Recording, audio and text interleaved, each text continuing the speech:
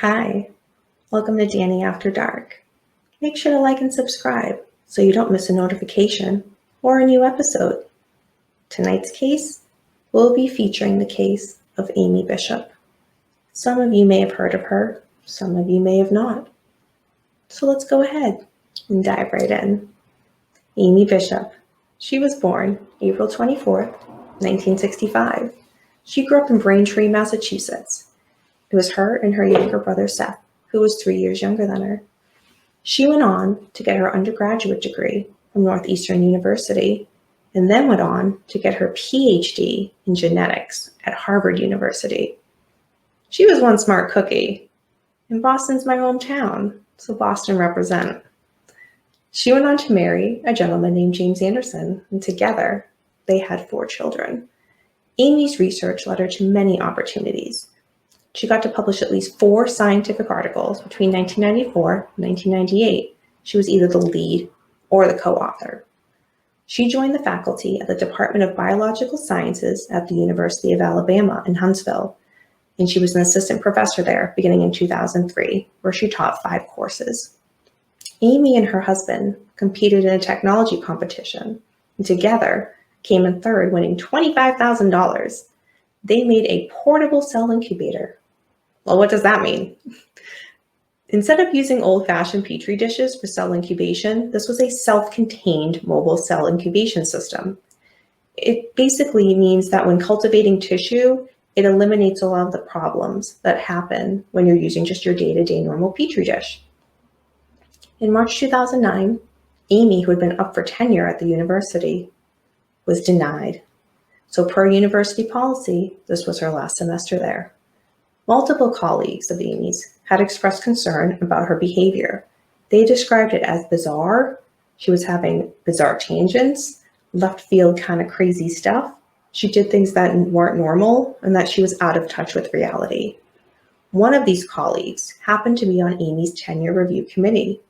After Amy learned that this colleague was on this committee and wanted her denied, she filed a complaint with the Equal Employment Opportunity Commission and cited, of all things, gender discrimination.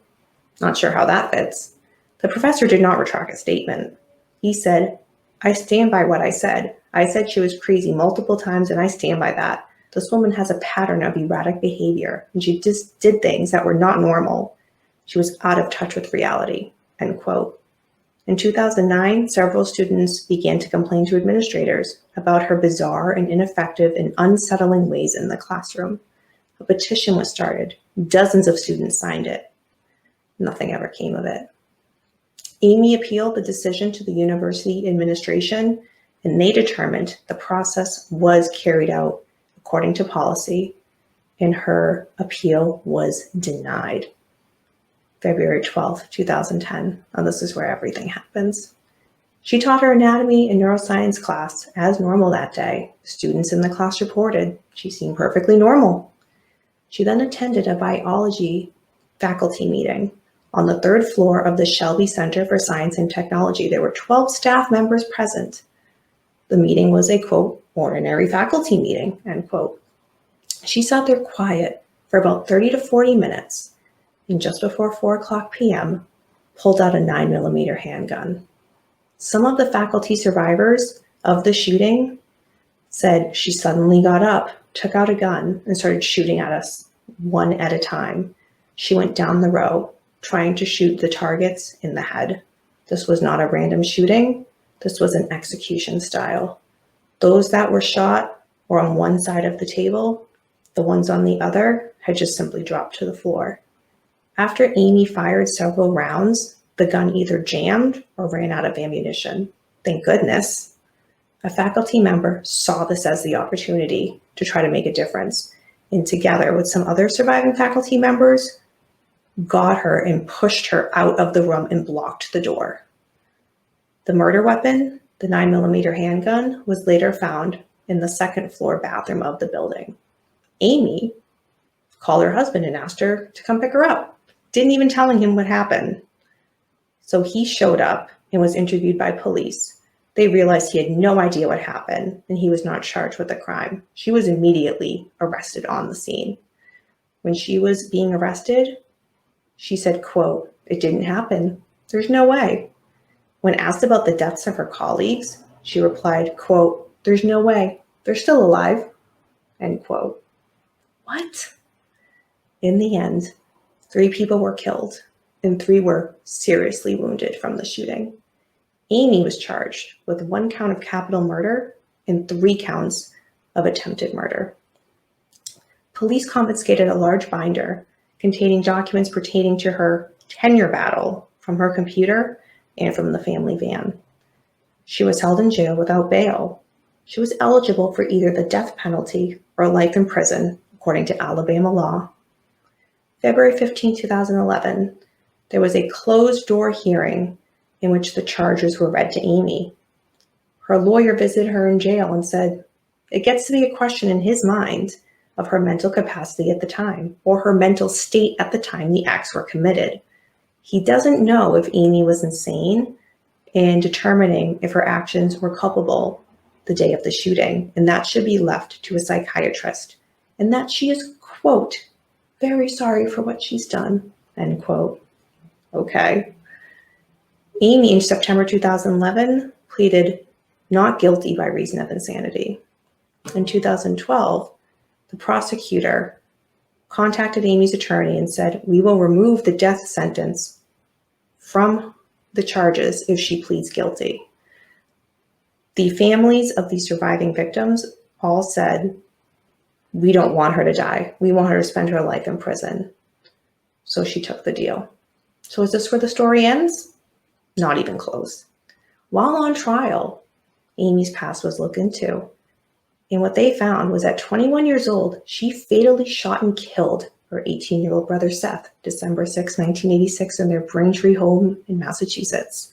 At the time of the death, Amy told police she took her father's shotgun, fired a shot into her bedroom wall, went downstairs to the kitchen, and shot her brother in the chest. She said she accidentally fired the gun trying to figure out how to unload it. Well, she then fled from the home, tried to hijack a car at gunpoint, and then eventually aimed her gun at police. They told her to drop the weapon, and she did. This was from police reports in 1986. She could have been charged with many things: assault with a dangerous weapon, carrying a dangerous weapon, unlawful possession of ammunition. However, the shooting was classified as an accident by Braintree police, and Amy was released within hours and faced no charges. Unbelievable. In 2010, a Massachusetts district attorney said they were going to look into it and charge her with first-degree murder in the death of her brother, 24 years after this shooting. The attorney said, "I can't give you any explanations. I can't give you any excuses. There are none. Jobs were not done. Responsibilities were not met. Justice was not served." However, after Amy was sentenced in the school shootings, the state of Massachusetts decided to not pursue the case against her brother. The reason being, she's now behind bars the rest of her life. So there's no need to go forward. So what's happened with Amy Bishop since then? Well, in 2012, when she pleaded guilty, she waived her right to an appeal. Well, February 11, 2013, she filed an appeal. She's trying to say she was not informed about her rights. She was not informed what would happen if she pled guilty, and the circuit court failed to explain that she could withdraw her plea. Well, April 26, 2013, the Court of Criminal Appeals in Alabama rejected her appeal. They said she did not file either a motion to withdraw her plea or a motion for a new trial, and there was no charges of her ability in her guilty plea that she made. So to this day, Amy Bishop still remains behind bars. That is the case of Amy Bishop. Thank you for sticking around for an episode of Danny After Dark. Again, make sure to like and subscribe so you don't miss a notification or a new episode, and leave a comment down below. Any questions about the case? Let's be interactive. Let's chat about it. Post something below. Do you have a suggestion for an upcoming case that you would like to see me cover? Leave it down below, and you may see your suggestion become a future episode. Until next time, remember, we don't live in darkness. Darkness lives in us.